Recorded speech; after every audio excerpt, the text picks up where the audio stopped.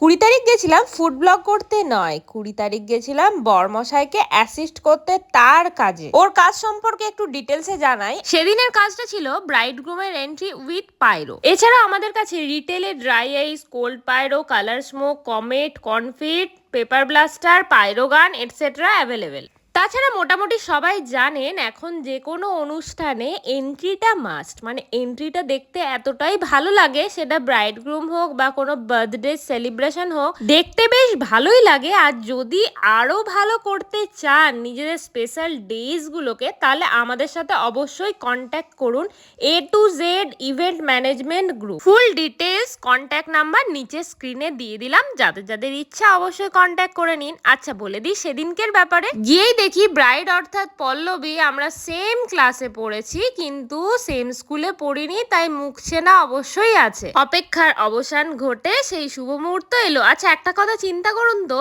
Bride groom এই অবস্থায়, মানে এরকম সিচুয়েশনে যখন তাদের শুভ দৃষ্টি হবে, মালা বদল হবে, তখন এই রকম স্পেশাল এফেক্ট দিয়ে সেই মুহূর্তটাকে এনজয় করার আনন্দটাই আলাদা ভাই। যারা লাইভ দেখছেন তাদের এক্সপিরিয়েন্স তো আলাদা হবেই, তারপরেও যখন ব্রাইড গ্রুম এই ভিডিওগুলো তাদের আফটার ম্যারেজ দেখবেন, তখন তাদের কি রিয়াকশন হবে সেটাই আমার দেখার আছে। আমার এক্সপিরিয়েন্সে আমাদের সময় হোক বা নেক্সট জেনারেশন হোক, সবাই মোটামুটি বিয়ে করার সময় স্পেশাল এফেক্ট দিয়েই মানে নিজেদের স্পেশাল ডেজটাকে মেমোরেবল করে তোলার আপ্রাণ চেষ্টা করছেন। মেমোরেবল ডেজগুলো যাতে সুন্দর হয় তার জন্য আমরা আছি A to Z event management group. অনেক ব্যস্ততার জন্য আমার সব রকমের ভিডিও নেওয়া হয়নি, মানে তাদের যে রিয়াকশন, তাদের ভালো লাগা, এগুলো নেওয়া হয়নি, স্কিপ করে গেছি। তো বাড়ি আসার সময় পল্লবীর মা কতবার করে বললেন যে না তোমাদের কিন্তু খেয়েই যেতে হবে, আর ফুড ব্লগারকে খাওয়ার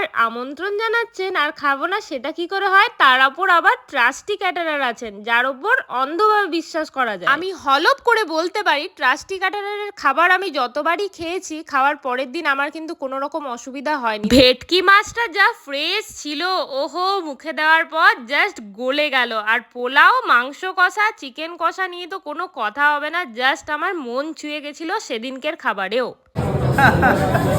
দাদা নমস্কার। নমস্কার। হ্যাঁ, আগের বিয়ে বাড়ি তো ফাটিয়ে দিয়েছেন, আর এটা তো অ্যাজ ইট ইজ দারুণ, প্রত্যেকটা জিনিস দারুণ, মানে আপনার কাজ নিয়ে কোনো কথা হবে না। Thank you. ট্রাস্টির ওনার দাদার ব্যবহার আমি যতবারই তার সাথে কথা বলেছি অ্যাজ ইট ইজ এরকমই।